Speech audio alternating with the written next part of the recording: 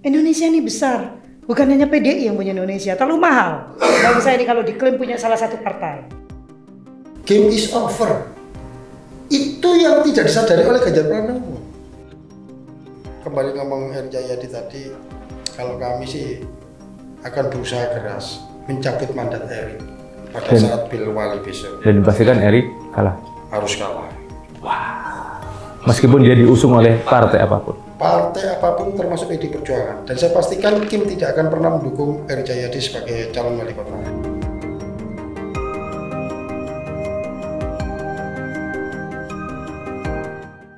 Oke, hari ini kita sedang bertemu dengan Mas Rudi, aktivis 98, dan juga Mbak Diana Rosiana, Ketua ASB. Mas, Mbak, terima kasih sudah datang di Ngopi Bareng. Terima kasih. Thank you, waktunya sudah diluangkan. Matur nuwun, matur nuwun. Mbak, kalau boleh tahu ASB itu apa sih, Mbak? ASB itu adalah satu organisasi yang barisannya adalah arek-arek Surabaya yang nasionalis. Di kepanjangan dari Arek Surabaya Bergerak. Oke. Yang aktif dalam gerakan kebangsaan dan kerakyatan. Oke. Kalau Mas Rudi, Mas? Mas Rudi Gaul, nama panjangnya nih. Siap. Nama aslinya siapa? Rudi Rianto Lumban Gaul. Jadi Rudi Gaul. Itu apa namanya? Nama mana? Oh, oke. Marga. Batak bukan? Batak. Oh, Batak. Horas lah ya. Horas. Aktivis 98 dari dulu memang di Surabaya, Mas? Di Surabaya, kuliah di UPN Veteran. Saya salah satu pendiri dari AKMU 98 UPN, aksi keprihatinan mahasiswa UPN pada saat gerakan reformasi. Oke. Background pendidikan, bukan pendidikan, background ketika mahasiswa organisasinya apa? KMNI kah? AMI kah? Saya sering di Gamki. Gamki, apa itu? Ya, gerakan mahasiswa GMKI. Oh, GMKI. Indonesia.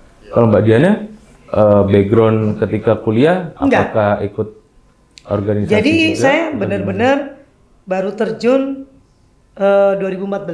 Di dunia Sebelumnya politik cuma, ya? Cuma komunitas saja Oke. biasanya. Gak ada gerakan-gerakan yang seperti apa enggak.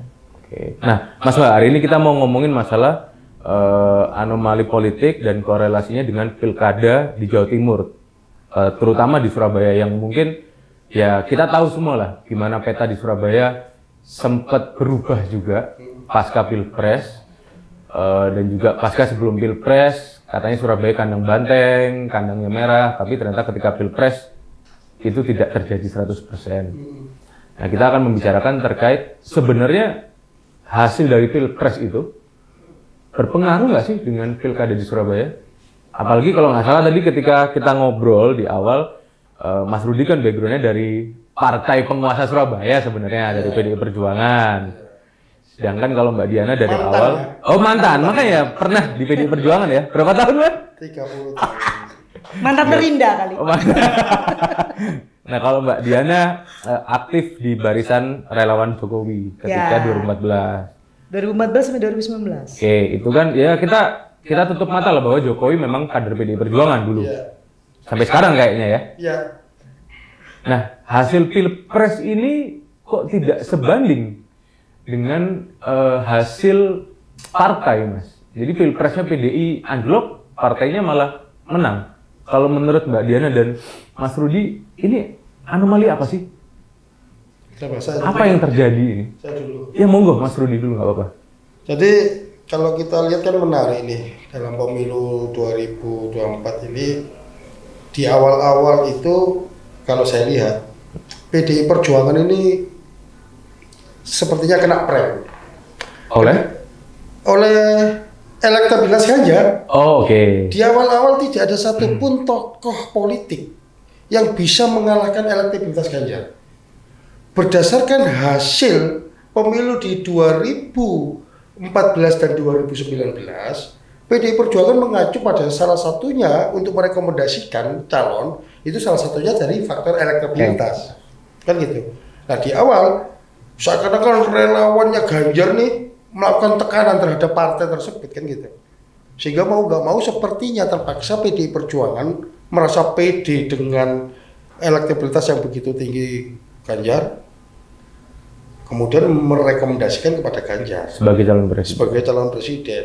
Namun kan dalam perjalanannya waktu dinamika politik terus berjalan, bahkan mendekati masa-masa kampanye itu Ganjar justru lebih sering menyerang Jokowi.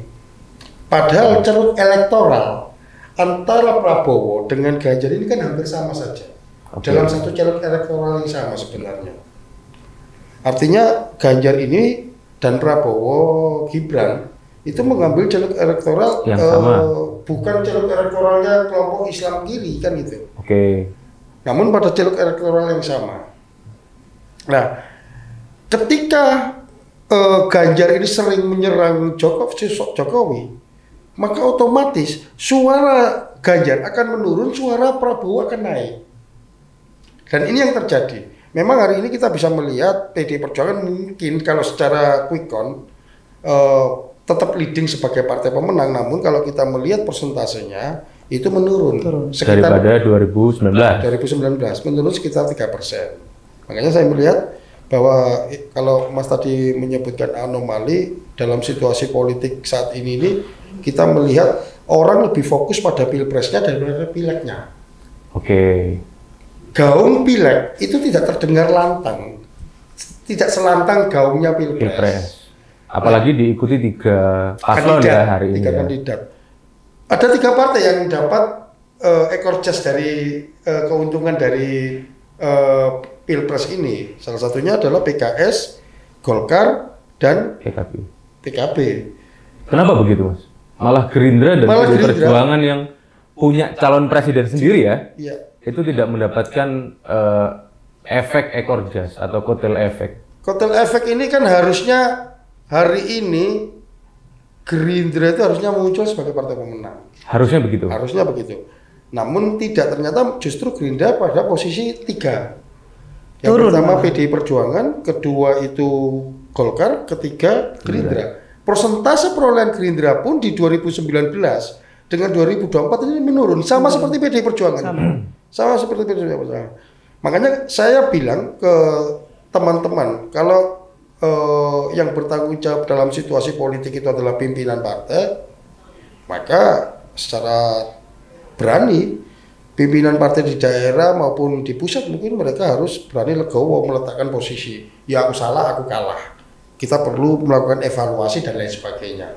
Namun sampai hari ini saya melihat justru banyak elit dan intelektual ini melakukan agitasi untuk menyesatkan masyarakat melalui framing-framing yang menyesatkan itu tadi. Contohnya seperti apa itu? Contoh gini, misalnya kalau tidak salah itu salah satu yang pertama kali berbicara hak angket adalah Ganjar. Ya. Padahal kita tahu kalau berdasarkan konstitusi maupun perundang-undangan, keputusan penetapan pemenang pemilu jalurnya cuma 2, yaitu KPU dan MK. Penetapan di KPU pun ada spilling waktu 7 hari untuk melakukan gugatan ke MK. Kalau lebih dari itu sudah berarti final dan mengikat, kan gitu kan. Namun Ganjar mengarahkan kepada hak angket. Kalau kita berbicara hak angket ini tidak akan pernah bisa merubah hasil pemilu. Yang bisa adalah memakzulkan presiden atau gimana? Memakzulkan presiden pun kan bukan ranah untuk mengubah hasil pemilu. Hasil pemilu cuma 2 tadi. Kalau arahnya adalah memakzulkan presiden, berarti hak angket ini bukan untuk mencari di mana terjadi kecurangan, namun menyelidiki apakah presiden atau kepala negara ikut andil cawe-cawe dalam mengatur, mengkonspirasi hasil pemilu, kan gitu. Termasuk kecurangan-kecurangan. Termasuk kecurangan-kecurangan secara masif, terstruktur dan lain sebagainya, kan gitu kan. Nah, berarti hak angket ini ditujukan bukan untuk KPU, untuk menyerang kepala negara. Kan gitu. Tapi kan itu boleh dilakukan sebenarnya, kan? Loh, itu haknya DPR toh, karena hak yang melekat. DPR pun, kenapa saya bertanya, kenapa cuma hasil pilpres saja yang diangket? Kenapa nggak hasil pileg juga? Padahal itu di hari yang sama, pesertanya sama, ya toh, pemilihnya sama, panitianya sama. Hasilnya berbeda. Hasilnya berbeda. Itu masalahnya. Loh, artinya begini, kalau kalah diangket, kalau menang nggak diangket. Ya nggak fair dong. Iya. Iya kan? Kalau mau angket ya angket semua. Wong itu dilaksanakan di hari yang sama, di tempat yang sama. Orang-orangnya juga sama, panitianya sama. Kenapa cuma pilpres? Justru di sini saya tidak melihat pada pemaksulan. Kalau pemaksulan masih jauh lah. Justru di sini saya melihat bagaimana Ganjar Pranowo ataupun PDI Perjuangan sebagai partai yang merasa kalah itu membangun bargaining position. Oke. Nah, kalau menurut Mbak Diana, apa yang terjadi di dunia politik kita hari ini termasuk korelasinya dengan ya nanti mungkin di Pilkada Surabaya ya atau Pilkada Jawa Timur? Kalau menurut saya jelas di 2024 itu sebetulnya adalah bahwa ketokohan atau figur seseorang itu menentukan. Hari ini PDIP kepleset mencari seorang tokoh nasional yang mau dijadikan presiden. Dalam hal ini Ganjar Pranowo. Tadi sudah disebut oleh Rudi, kalau memang menentukan calon presiden itu salah satunya elektoralnya, elektabilitasnya harus tinggi, maka hari ini diselesaikan. Partai yang besar dalam pemilu 2024 tidak bisa menjamin bahwa akan mengusung seorang presiden. Hanya mengusung calon presiden. Tetapi keputusan pusatnya tetap di tangan pemilih dan itu adalah rakyat. Oleh karena itu, dengan turunnya beberapa partai politik, termasuk PDIP sendiri, termasuk PDIP dan Gerindra, maka partai harus kembali ke rakyat. Arogansi harus hilang hari ini. Karena yang menentukan itu rakyat. Dan ternyata pemilu 2024 membuktikan itu dan membuktikan bahwa rakyat yang berkuasa. Rakyat yang berkuasa. Kalau kita bicara 2019 begitu solidnya relawan Jokowi, oke, fine Jokowi menang. Tapi hari ini nggak juga relawan terpecah kok. Relawan Prabowo juga ada yang mendukung Ganjar, begitu sebaliknya kan? Relawan Prabowo banyak yang ke Amin, gitu kan? Banyak yang ke Amin. Relawan Jokowi terbagi. Dan dari Prabowo sendiri juga ada banyak yang ke Amin, bukan hanya relawannya. Orang-orangnya Prabowo sendiri kan begitu. Tetapi dibuktikan bahwa di arus bawah nggak melihat itu. Arus bawah sudah mulai cerdas melihat bahwa siapa sih sosok negarawan yang layak memimpin bangsa ini. Oleh karena itu saya berharap ke depan 2029 dengan pecahnya suara, turunnya suara partai, tidak ada lagi partai yang arogan. Karena semua nanti di presiden harus koalisi untuk menentukan calon presiden. Kembali harus. Tidak ada yang 20% kan? Nggak ada yang 20%. Nah, dengan fenomena 2024 menuju ke 2029 nanti, itu benar-benar dibuktikan nanti. Figur mana yang bisa menggantikan hari ini? Hari ini sudah terbukti bahwa Bapak Prabowo digantikan oleh Bapak Jokowi atas restu beliau. Dan bagaimanapun kalau kita mau berbicara, terlepas dari like or dislike, gitu ya, keberlanjutan sebuah pemerintahan itu penting. Karena pondasi yang sudah ditanamkan, yang sudah dibangun, itu bukan hal yang mudah selama 10 tahun. Dan siapa yang mengapresiasi itu, itulah pemenangnya. Oke. Karena sudah jelas dari 3 tokoh ini kalau kita menilik ke belakang kembali, nomor 1 jelas perubahan. Nomor 2 keberlanjutan. Nomor 3 ambivalen, abu-abu. Kalau saya pribadi ya nyun sewu. Saya pribadi ada malaikat, ada setan. Saya tahu nih 2 nih. Tapi saya tidak tahu siapa yang mengaku dirinya malaikat tetapi setan atau sebaliknya. Ya saya pilih yang pasti-pasti aja. Karena saya bukan bagian dari malaikat atau setan. Saya manusia, saya yang jelas-jelas saja. Nah, kalau berbicara melanjutkan yang disampaikan oleh Kak Diana tadi, makanya saya sering menggaungkan itu bagaimana agar supaya program keberlanjutan yang hari ini dikasih mandat oleh rakyat melalui Prabowo Gibran menang, itu pun linear ke bawah. Betul. Sehingga koalisi Indonesia Maju ini itu linear menjadi koalisi Indonesia Maju tingkat kota. Sebentar. Ini udah terlalu jauh nih nanti ke daerah. Aku pengen sedikit menggali deh. Tadi kan Mas Rudi sama Mbak Diana bilang bahwa hari ini partai terlalu terhipnotis oleh elektabilitas, terutama PDI Perjuangan ya. Makanya mereka mengajukan Ganjar Pranowo. Apa bedanya dengan PDI Perjuangan di 2014 yang juga terhipnotis oleh elektabilitas Joko Widodo Saat itu yang juga, udah 40 atau 50% kan elektabilitasnya. Apa bedanya dengan Ganjar hari ini? Yang which is Ganjar leading terus kan? Di awal. Sampai di bulan April Mei 2023. Setelah itu dia mulai turun lagi karena U20. Tapi kan tetap di top 2 kan? Prabowo Ganjar Prabowo, hanya itu aja. Apa yang membedakan antara Ganjar hari ini dengan Jokowi di 2014 ataupun Prabowo hari ini dengan Prabowo di 2014, terlepas jenengan dulu di PDI Perjuangan, sekarang di PSI, jenengan dulu di Jokowi, sekarang di Gerindra. Kalau saya lihat gini, yang membedakan adalah di mana posisi posisi Pak Jokowi. Oke.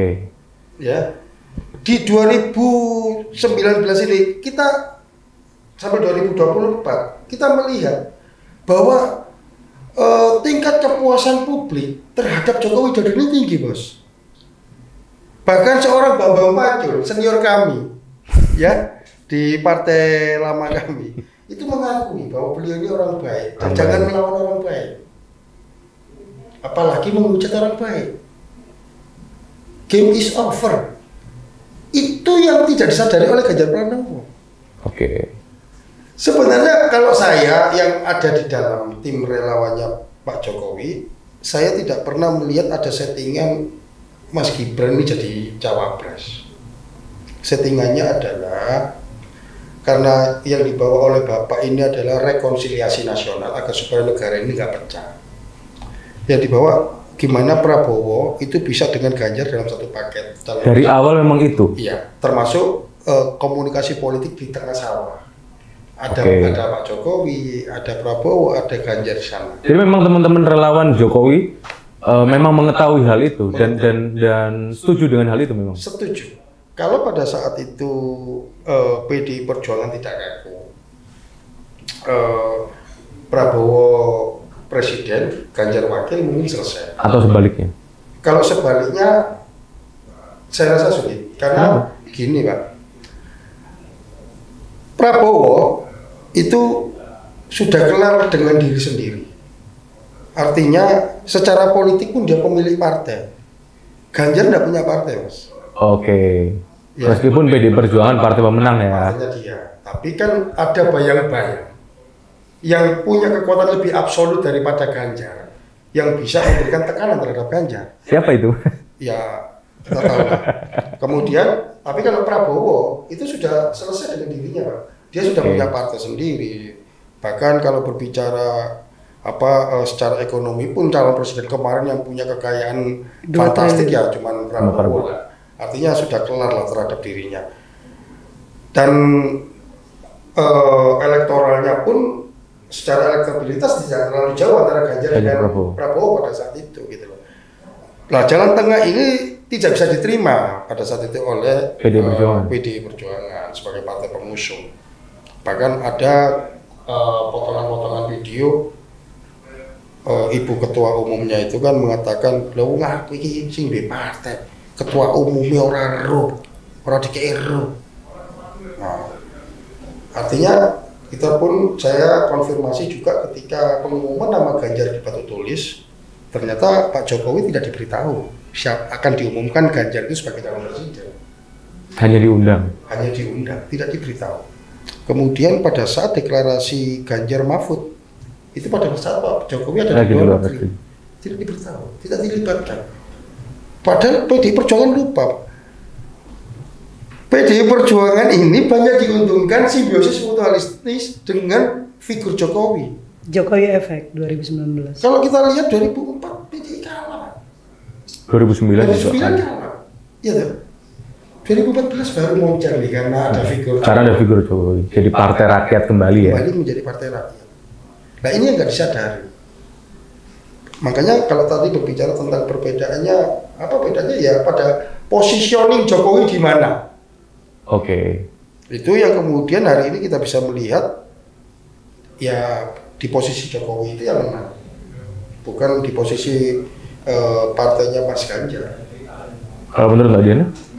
Kalau dari mengacu pada bicara tentang perbedaan Ganjar sama Jokowi, itu ya sama membedakan 1 mikrolet, 1 BMW, Mas. Waduh. Tuh, Wah. ngeri. Gitu. Jadi kalau menurut saya, Ngeri analoginya. Oke. jadi Gimana bisa begini. itu, Mbak? Jadi Saya takut ini, Mbak. Jokowi di 2014 sama dengan Ganjar di 2024. Pertama memang dia leading di elektabilitas. Tetapi Jokowi menjaga itu sampai proses pemenangan. Artinya ketika debat, gaya populisnya dia jaga, Mas. Jokowi itu tidak pernah keluar satu kali pun sampai hari ini statementnya menghina orang. Iya. Nggak pernah ada. Iya. Dia berbicara tentang dirinya sebagai rakyat, sekalipun dia orang kuat, gitu kan. Iya. Tapi dia memposisikan itu. Ketika dia gendong anak pure, dia bicara, ya wis aku sayang dari iki. Sarannya begitu. Tapi Ganjar enggak. Ganjar ini kalau istilahnya si Sujiwo Tejo dia plastik. Dia enggak pure orangnya. Kenapa begitu? Contoh, dia Gimik populis. Whatever orang sebut itu apa. Lebih Tapi gimmick daripada Jokowi. Kan- lebih gimmick dari gimmick gitu Kan jadi ya. plastik, toh. Jadi bentukan aja. Jadi apa ya? Saya rasa lebih ya memang jiwanya bukan seperti itu, bukan hanya memang orangnya bukan populis seperti dalam pandangan kita populis yang seperti apa. Contoh begini. Apakah ada seorang populis yang menghina salah satu pekerjaan seseorang? Aduh. Salah satu. Dan itu tampil di TV lagi ya? Apakah ada seorang populis yang menggembar-gemborkan atau digembar-gemborkan relawannya tentang bagaimana itu keluarga yang harmonis, tetapi dia bunuh diri atau blunder tentang statementnya dia sendiri tentang film Porno. blunder-blunder itu terus dibangun dengan dia untuk menaikkan elektabilitasnya beliau, tetapi kenyataannya itu membunuh dirinya sendiri. Jadi blunder, selalu blunder. Apakah itu tanda berarti bahwa orang Indonesia belum siap atas keterbukaan personal branding seseorang? Misalnya ada nih. Misalnya Pak Prabowo memang suka minum alkohol dan dia bilang saya suka minum alkohol. Atau Nah, kemudian sekarang Ganjar begini, Mas. bilang saya suka bokep, saya pernah nonton bokep, saya suka nonton bokep. Apa bedanya begini, kemudian? suka sama pernah beda. Oke. Harus dibatasin dulu. Ganjar ini adalah calon presiden Indonesia, bukan calon presiden Amerika. Oke. Sehingga ada masyarakat tradisional di situ. Oh ya. Ada pemilih-pemilih Oke. tradisional. Perlu diakui Gen Z dan milenial kalau nggak salah lebih dari 50% pemilih. Secara sosiologi masih belum bisa. Iya. Oh, belum bisa. Jadi kalau berbicara itu tadi menyambung itu, mungkin Ganjar lebih cocok jadi presiden Jepang. Kalau di Jepang itu bokep itu biasa. Karena kenapa mereka seneng bokep? Karena mereka itu nggak mau punya anak. Oke, ya. Loh iya toh, Bos. Makanya lebih cocok di sana secara kultur, secara sosiologisnya lebih dekat ke sana. Gini loh, aku melihatnya lebih begini. Bahwa ada satu keluarga yang dalam setiap kampanyenya gitu ya, selalu mengangkat iki loh keluarga yang harmonis. Gitu. Loh keluarga yang harmonis. Sampai ada salah satu statement dari ketua partai pendukung yang bilang jangan pilih yang rumah tangganya aja nggak beres, gitu ya. Ada salah satu statement seperti itu. Tapi tanpa dia sadari, ketika dia dalam satu sisi yang lain mengungkapkan kegemarannya, loh dia nggak menghargai istrinya loh. Apapun pendapat masyarakat, film bokep itu yang dieksploitasi siapa sih? Iya, Perempuan lah. Jadi stop Ganjar bicara tentang perlindungan anak dan perempuan, stop Ganjar bicara tentang harmonisasi keluarga. Karena dia mengingkari sendiri. Oke. Bukan orang lain loh yang mengingkari, bukan statement timnya tapi dia sendiri. Dan itu selalu dibenarkan. Pembenaran terjadi, bukan satu kedewasaan sikap ketika ya saya salah ketika mengungkapkan itu. Maksud saya bla bla enggak. Tapi membenarkan. Memang Secara tidak langsung jadi pembenaran yang lebih brengseknya ketika ada brengsek. ada brengseknya ketika dia menjadi salah satu iklan maghrib, salat maghrib. Oke, ya. Lupa, Di ini kemudian lagi Pak. di MNC. Kamu mau bawa di mana nih tengahnya nih? Nggak ketemu bos. Gitu loh, nggak ketemu. Ayo bawa tengahnya di mana nih? Simpatinya selesai Pak, nggak ada. Maksudnya akan mendulang empati dari pemilih malah selesai Muslim. Pak, diselesaikan. Dari banyak sisi diselesaikan. Karena kan kita kan juga masyarakat timur ya.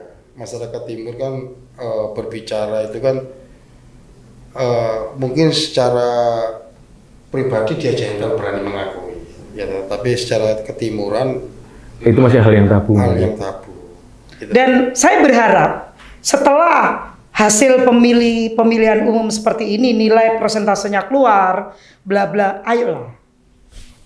Kesalahan yang lama selama proses pemilu itu selesaikan.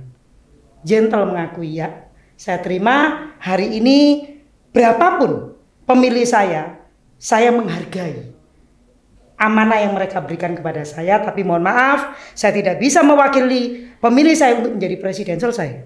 Dan saya angkat topi. Daripada ada ocehan-ocehan masalah hak angket. Ini apa bedanya dengan ocehan-ocehan ketika relawannya beliau pakai motor brong, terus dia provokatif kata-katanya untuk melawan TNI dan sebagainya. Blunder, Pak. Indonesia ini besar. Bukan hanya PDI yang punya Indonesia, terlalu mahal. Bangsa ini kalau diklaim punya salah satu partai. Wah, oke. Bagaimana Mas Rudi Gaul sebagai mantan kader PDI Perjuangan melihat atau merasakan statementnya Mbak Diana? Saya aja yang bukan kader PDIP takut loh, Mas. PDI Perjuangan hari ini harusnya banyak mengevaluasi diri. Termasuk bagaimana elit-elit itu mengeluarkan statement. Dan PDI Perjuangan harus berani juga mengambil sikap yang tegas kalau berbicara tentang pilkada misalnya. Surabaya oke lah, katakan tradisi kepala daerahnya ini selalu PDI Perjuangan, meskipun pernah PDI Perjuangan kalah di Surabaya. Pernah tahun 2009 itu Demokrat kalau nggak salah pemenang partai di Surabaya. Tapi tetap wali kota yang terpilih adalah PDI Perjuangan. Nah, kami ini kepingin melihat sih, apakah berani PDI Perjuangan ini kemudian menarik garis tegas seperti yang disampaikan oleh kemarin kan ada statement dari ketua umumnya, nah, bahwa caleg-caleg yang tidak menang Ganjar Mahfud di dapilnya tidak akan dilantik misalnya gitu. Kalau sampai itu berani memang dilakukan, maka tidak ada satupun kader PDI Perjuangan yang dilantik. Karena banyak yang kalah. Karena di dapilnya banyak yang kalah. Itu satu. Yang kedua, opo iya pelantikan anggota DPRD itu dilantik oleh partai gitu loh. Ketua partai. Oleh ketua partai gitu loh ya. Kan ini kan ya juga tidak masuk akal secara ilmu tata negara. Terus mengulang kembali kita berbicara anomali politik dan korelasinya terhadap pilkada serentak ini baik Jawa Timur maupun Surabaya. Surabaya ini sebenarnya kader PDI Perjuangan punya banyak potensi-potensi calon atau tokoh-tokoh yang luar biasa. Misalnya siapa itu? Kalau Surabaya dulu. Kalau Surabaya dulu ya. Kalau kita bicara Surabaya ada Cak Ji, kader murni PDI Perjuangan. Ada Baktiono, kader murni PDI Perjuangan. Mereka ini orang-orang lama yang saya kenal betul dengan mereka sejak zaman pergerakan dulu. Jadi jenengan tahu bagaimana gerak mereka, bagaimana? Saya tahu betul. Ya kalau berbicara sosok Risma maupun sosok Eri Cahyadi ini kan istilahnya seperti yang kita tadi bicara adalah sosok naturalisasi. Ya toh? Yang diimpor dari PNS, diimpor jadi kader, dipacaki jadi kader partai kan gitu kan. Saya berharap untuk apa kemudian program kaderisasi yang menurut saya di PDI Perjuangan kaderisasinya bagus. Namun pada tataran eksekutif ya. Mereka ini justru malah mengambil dari luar, mengimpor. Padahal di dalam ini banyak potensi yang luar biasa. Nah, saya ini berharap nanti PDI Perjuangan karena dia pasti bisa mencalonkan kepala daerah tanpa koalisi, ya toh, memunculkan tokohnya, kadernya sendiri, ya toh. Karena saya anggap Eri ini udah gagal lah.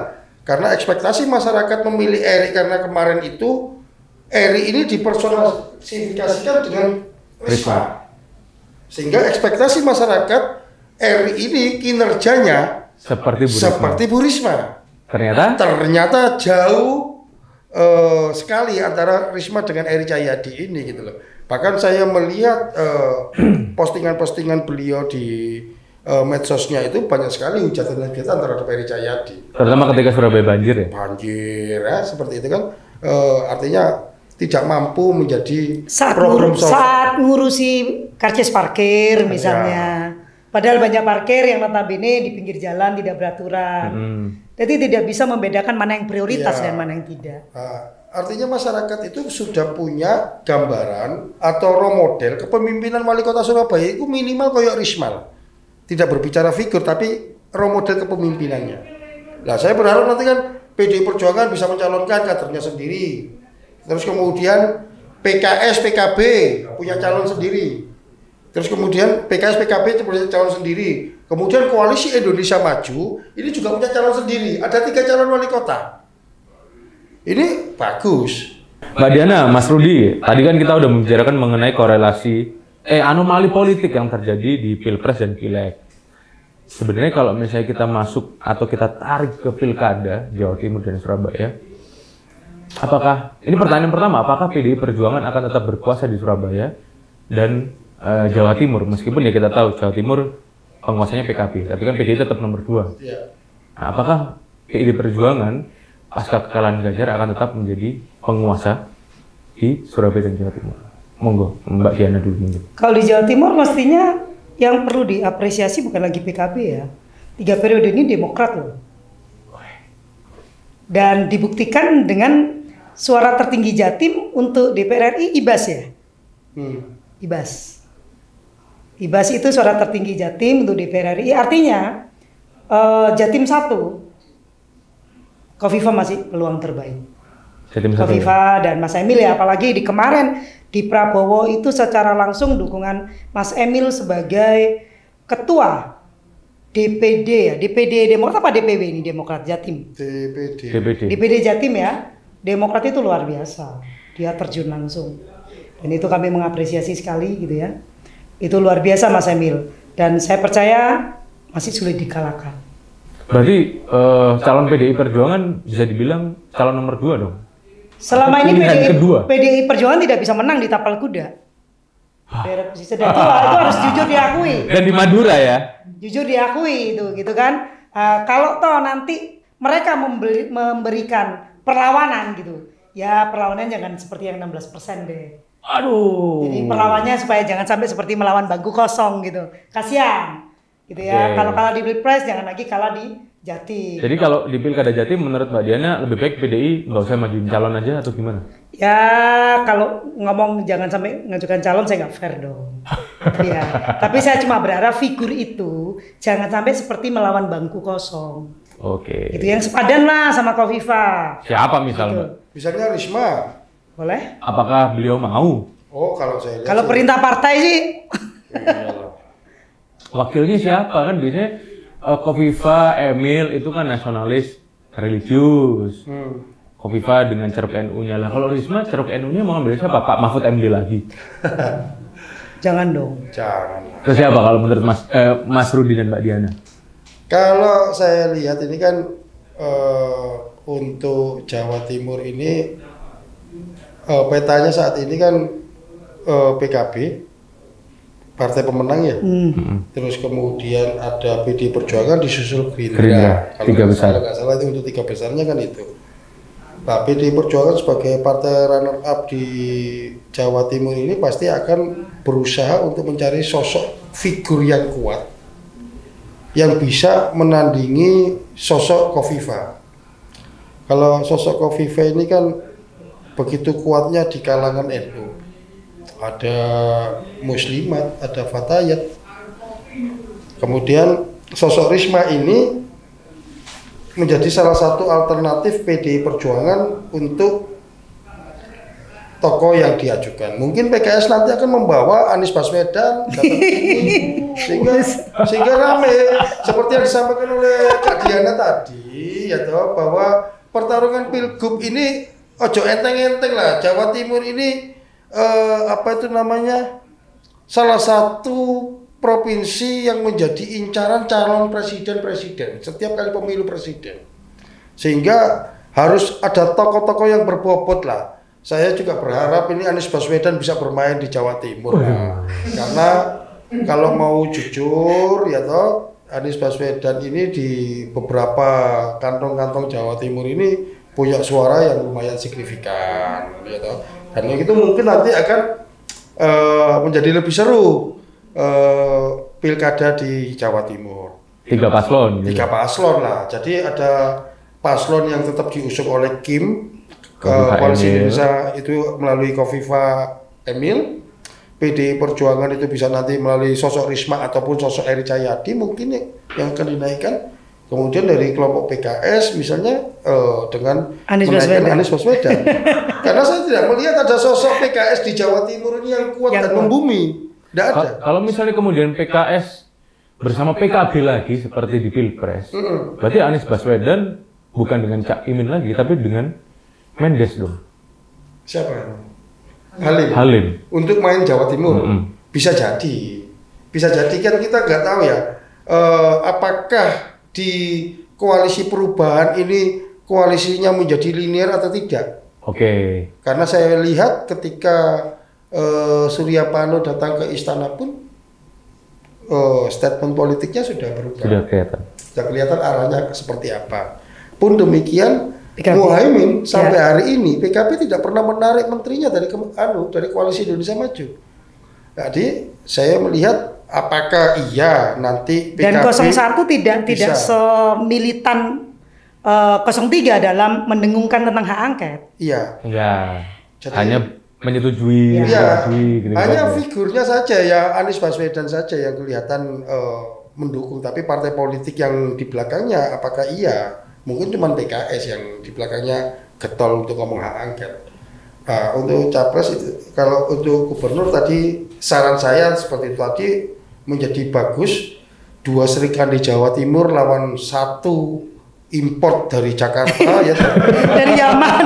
Ya, ini menarik untuk pertarungan di Jawa Timur. Nah, kalau kita tarik ke Surabaya ini seperti tadi mungkin PDI Perjuangan bisa mengajukan nama Armuji, Baktiono, ini sosok-sosok lama, ya toh, untuk maju sebagai L1. Begitu pula di koalisi Indonesia Maju itu bisa melahirkan sosok. Kalau berbicara koalisi Indonesia Maju, karena kami ini backgroundnya itu adalah PSI saat ini, maka saya pun akan menyiapkan kader terbaik PSI. Siapa itu?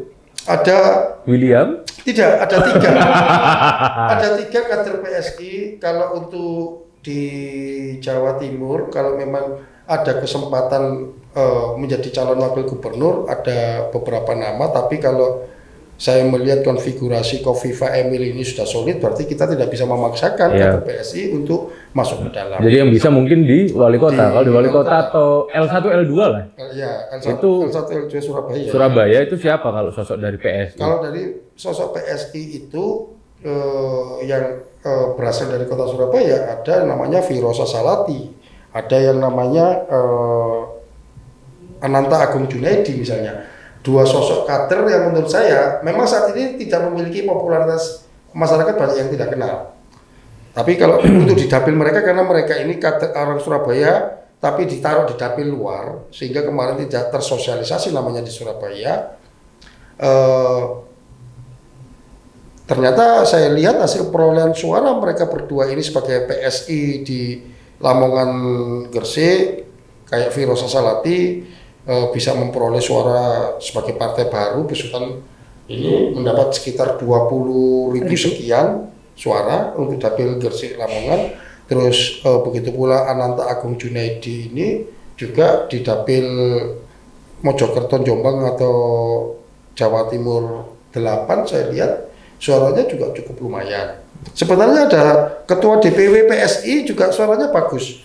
Sekitar 58.000. Untuk saya lihat sampai hari ini dia salah satu caleg PSI yang memiliki suara coblos nama paling gede. Namanya Aan Rohyanto. Oke. Nah, namun kalau ketua DPW mau ditaruhkan di tingkatan kota kan gitu kan. Nah, bentar. Ini kalau ngomongin pilkada Surabaya atau Pilwali itu kan background jenengan berdua itu sebenarnya background merah. Merah. Jenengan dekat dengan Pak Armuji, Pak Baktiono, sedangkan Mbak Diana dekat dengan Mas Awi, Ketua DPC PDI Perjuangan hari ini. Iya.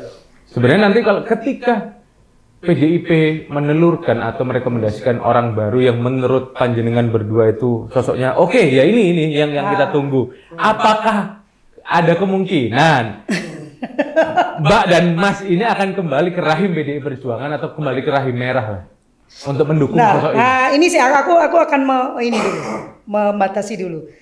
Nanti karena kalau saya bilang dekat sama Mas Adi atau Mas Awi, orangnya bilang enggak, saya nggak merasa dekat tuh. Ini akan menjadi satu ini ya, pemahaman yang salah. Tetapi saya memang mengenal beliau dan menurut saya beliau itu Mas Adi itu adalah salah satu anggota DPRD Kota Surabaya dari PDIP yang terbaik, salah satu yang terbaik. Karena beliau itu ketika menjadi dewan, beliau itu melakukan tupoksinya dengan benar gitu. Berarti ya. bisa dong dari alternatif pilihan Menjadi calon wali kota atau wakil wali kota. Silakan. Kalau memang mendapat restu dari PDIP, silakan. Tapi kalau saya, karena saya bukan lagi di PDIP, saya sudah punya 2 nama. Pertama satu Ahmad Dhani. Wah, oke. Satu Ahmad Dhani. keren nih ya. Satu Ahmad Dhani untuk L1. Tetapi memang saya punya satu lagi calon. Tapi tadi sudah disebut sama Mas Rudi bahwa kalau Kofifa Emil ini sudah solid, maka nggak bisa diotak-atik. Tapi kalau bisa diotak-atik, maka Emil maju L1. Di Surabaya. Perlu sentuhan anak muda. Persentuhan anak muda. Emil boleh di L1. Gitu. Ini yang perlu wakil presiden aja muda kok, kenapa Emil tidak L1? Karena selama ini kita mesti juga harus dengan luar biasanya Emil. Tapi kan penurunan pangkat, Mbak, dari wakil gubernur ke wali kota. Tetapi sebuah raja kecil. Sedang wakil itu kalau di kepala daerah dia tidak akan bisa maksimal gerakannya. Dia dulu kan sudah di Trenggalek, kemudian bisa dia mengepi pingin diri, maju tapi kan bukan level apa? Ini Surabaya loh, Pak. Oke. Surabaya ini Sekarang kalau anggaran juga beda IKN, ya? kalau IKN ini jadi sudah resmi menjadi IKN yang di Kalimantan nih, maka Surabaya ini New York-nya Indonesia loh. Maka siapapun yang menjadi wali kota di Indonesia namanya bisa mencuat cepat. Dan tidak mungkin 2029 2 anak muda hebat-hebat ini maju menjadi presiden dan wakil presiden, bukan tidak mungkin. Penggodokannya adalah di Surabaya. Kalau Ahmad Dhani oke lah. Iya, kalau Emil jangan lah. Berarti 2029, ini kan satu gambaran. Iya. 2009 nggak apa-apa lah. Kalau Boleh. 2029 jangan kalau Emil di wali kota, justru saya Gubernur enggak. lah. Ya gubernur juga bisa. Iya. Kalau saya Atau sebenarnya ke Bapres. pusat. Iya, Ya, ke pusat kalau sih. gitu gini aja. Sampai kan Gerindra, Lah. saya PSI. Lah kalau untuk yang L2, kalau gitu ya, Iya. untuk yang L2 ini kan L1 nih tadi. Dhani dari PSI siapa? Kalau saya Salati atau Agung Junaidi. Kalau aku berpikir begini, orang pinter itu banyak, Iya. orang hebat banyak, elektabilitas yang kuat banyak. Tetapi yang mengerti persoalan arek Surabaya tidak banyak. Iya. Hari ini 25 tahun dipegang oleh partai sebelah gitu ya, menjadi wali kota, kita mesti harus sepakati bahwa tidak bisa menjadikan arek Surabaya menjadi tuan rumah di kota sendiri. Kita kalau lihat miris loh, Mas. Kita mungkin like and dislike ya, maksudnya Oh kalau iya, pas kita suka ini realita. dengan Pak Bambang, Bu Risma ataupun Mas Ini Eri. realita. Kalau bicara kemajuan kotanya, saya angkat topi sama Risma, saya angkat topi Pembangunannya dan lain banget. sebagainya oke ya. Tetapi tentang bagaimana memanusiakan anak Surabaya, arek Surabaya gitu, nggak bisa. Belum. Termasuk Pak Bambang dan Bu Risma? Iya. Jadi Belum. gini Mas. Kenapa bisa begitu jenengan sebagai kader 30 tahun PDI Perjuangan? Jadi gini Mas. Kemarin itu kami itu banyak mengkritisi itu, contoh misalnya pegawai-pegawai outsourcing pemerintah Kota Surabaya. Kenapa nggak memprioritaskan area Surabaya yang berKTP Surabaya? Ya kan? Karena saya punya data tempo hari itu berapa sih jumlah outsourcing dan siapa sih yang jadi outsourcing, banyak yang luar kota. Ketika didengungkan harus berKTP Surabaya, mereka tinggal ngurus pindah KTP Surabaya dan tidak ada apa-apa ketika mereka sudah berKTP Surabaya. Harusnya kan ini kan sebelum pada saat rekrutmen itu yang diprioritaskan adalah warga Surabaya dan memang posisinya sebagai keluarga tidak mampu. Bukan titipan-titipan. Bukan titipan-titipan. Apakah masih ada, Pak? Titipan-titipan di Pemkot Surabaya? Kemarin kan sempat ramai salah satu caleg PDI Perjuangan yang kena 30 juta masalah Satpol PP itu. Oh iya. Ya kan ada banyak. Jadi artinya maksud saya bahwa dalam sisi lapangan pekerjaan saja ini tidak hadir pemerintah Kota Surabaya. Kita punya yang namanya Rungkut misalnya, kita punya Margomulyo, kita punya Romo Kalisari sebagai pusat pergudangan maupun industri misalnya. Kalau kita melihat ke sana, berapa arek Surabaya yang bisa terakomodir di sana dibandingkan dengan yang berKTP luar kota misalnya. Nah, pemerintah tidak, Surabaya ini belum memberikan ruang yang luas bagi pemuda-pemuda Surabaya untuk bekerja. Jadi misalnya contoh. Berarti pemerintah harus mengintervensi pengusaha dong? Tuh, tidak mengintervensi, melalui regulasi. Pegawaimu harus melalui ada undang-undangnya tuh Mas. Melalui berapa persen itu? Perda. Misalnya contoh, 60% pegawai yang diterima atau 70% harus berKTP warga Surabaya. Ya toh. Kalau berbicara warga Surabaya dibuktikan dengan KTP Surabaya, kan gitu kan. Nah, ini dengan seperti ini otomatis serapan tenaga kerja terhadap area-area Surabaya atau pemuda-pemuda Surabaya ini bisa terserap. Ini kan tidak ada sentuhan atau tekanan itu terhadap pelaku-pelaku industri di kota Surabaya, sehingga seperti yang dikatakan oleh Mbak Diana tadi bahwa kita masih belum menjadi tuan rumah di negeri di kota sendiri. Terus kemudian bagaimana berbicara tentang peningkatan pendapatan asli kota Surabaya misalnya melalui UMKM. Kita lihat sentra PKL di Surabaya banyak. Namun berapa persennya? Iya. Ya kalau itu iya memang. Sehingga hanya pada tingkatan infrastruktur saja tidak pendampingan sampai mereka kelar. Saya banyak pendampingan PKL maupun pasar di Surabaya, tapi upaya serius dari pemerintah Kota Surabaya itu belum saya lihat.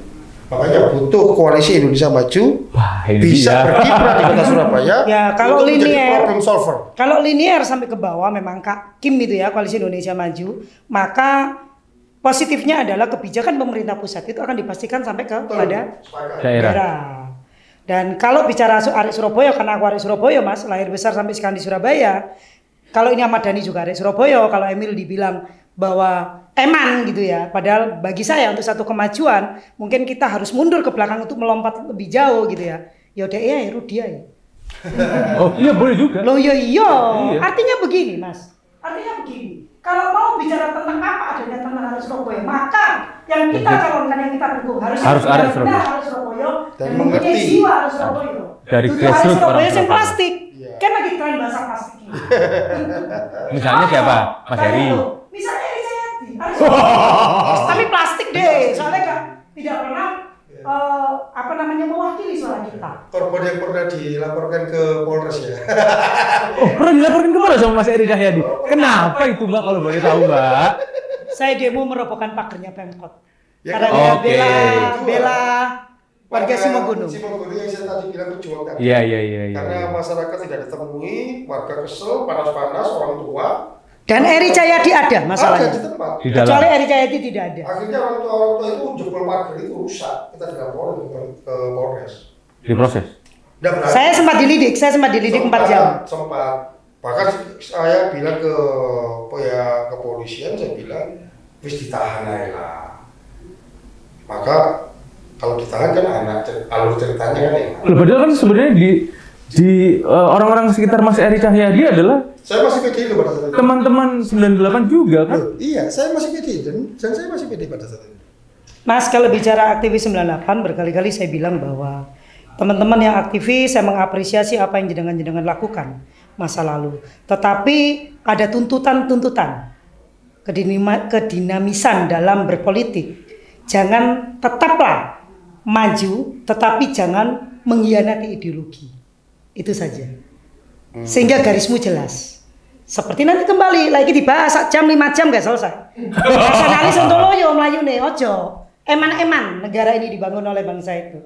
Oke, nah kalau menurut Mbak Diana dan Mas Rudi, apakah ada kemungkinan Eri Cahyadi tidak direkom kembali oleh PDI Perjuangan? Ya, harusnya tidak direkom. Kenapa begitu, Mas? Wali kota, dia ketua saya partai PDI Perjuangan, Ganjar Mahfud kalah Surabaya.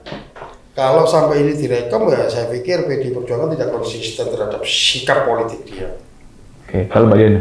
Kalau saya direkam atau tidak urusan PDIP secara politik, tapi saya pasti tidak akan menyoblos dia. Saya pastikan dia kalah. Karena dia tidak pernah membela arek Surabaya. Wah, oke. Terima kasih Mas Rudi dan Mbak Diana. Semoga ini ditonton oleh Mas Eri Cahyadi. Harus dilihat. Karena pada saat demo aku ngomong ya, kami akan mencabut mandat dari Eri. Wow. Di depan Karena keputusan politik kan bukan keputusan rakyat. Iya. Belum. Keputusan politik adalah keputusan rakyat. Loh, iya, Bukan keputusan rakyat. Keputusan politik tertinggi itu di tangan rakyat. Di tangan rakyat. Makanya Vox Populi Vox Dei. Vox Ya. Populi Vox Dei. Iya, sepakat. Makanya saya bilang Suara Tuhan itu suara rakyat. Jangan dibalik. Suara partai, suara rakyat. Nah, itu yang terjadi sekarang sama partai sebelah. Oh iya. Suara Golkar, suara rakyat. itu semuanya. Makanya ini nanti Hati-hati so dipletet enak zamanku loh, Nggo. ya, Enggak ya. kita Nah, lihat kan saja. memang motonya Golkar kan begitu. Iya. Vox Populi, Vox Golkar kan. Iya, Vox Populi Vox Golkar. Tapi kembali ngomong Eri Cahyadi tadi, kalau kami sih akan berusaha keras mencabut mandat Eri pada saat Pilwali besok. Dan dipastikan Eri kalah. Harus kalah.